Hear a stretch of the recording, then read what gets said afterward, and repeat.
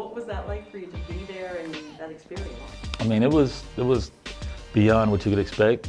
It was seriously, for a songwriter, for me, the Grammys were like our highest height that we could think of. It was not, the Songwriters Hall of Fame wasn't really accessible for us at that point. It was like, if you have to be over 20 years in it, and you have to be David Foster or Burt Bacharach or Carol Bayer Sayer, but I think that they've been recently acknowledging music and acknowledging our music as being important. And it started with them putting Jay-Z in, and then Jermaine went in last year, who's been my friend since we started the music business here in Atlanta, and being in College Park, and for him to actually induct me in just says a whole lot about our Atlanta community and what we've accomplished and how hard we worked, because we didn't even know any better as kids. We just did it, and we went to Lenox and we dressed the acts, and then we came here and we were so protective of Atlanta.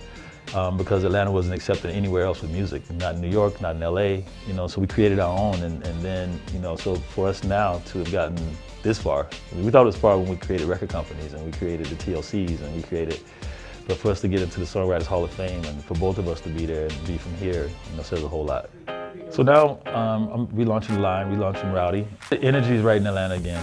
At one point, the energy had gotten a little weird. I think all of us know that around the recession time, you would see boarded up gas stations and you didn't know what was gonna happen. And a lot of our businesses started to like, what do we do? Now the energy's back, the energy's changed a lot. And the creativity is busting through the scenes, and it's not a lot of places for the kids to go.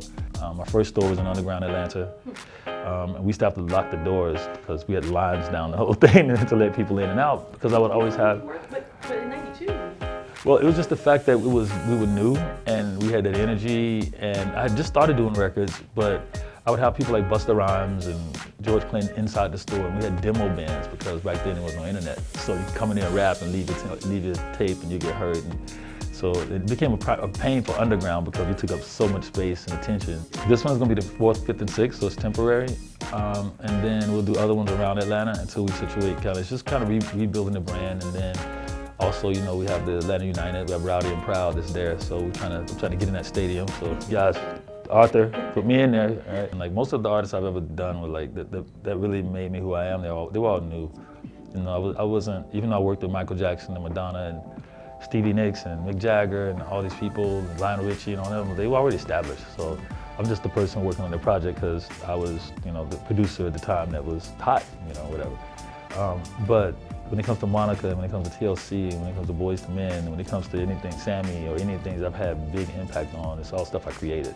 All stuff I can say, oh, you need to look like this, sound like that, dress like this, and this is our perception. It takes all of that to make people in an environment go, oh yeah, that person is me too.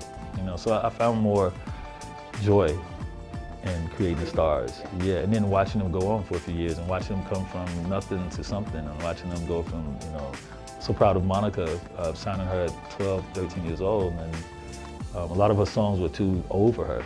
When she's 13 singing, Baby, That's Why I Love You So Much, or Angel of Mine, But when she's grown now, like she's got legacy records and she sings them now, and now she's grown into the songs. And now it's like, it's been 20, 30 years. I'm saying, wow, it's been this long and this many songs. And, so it's things like that that really, make us really move the needle.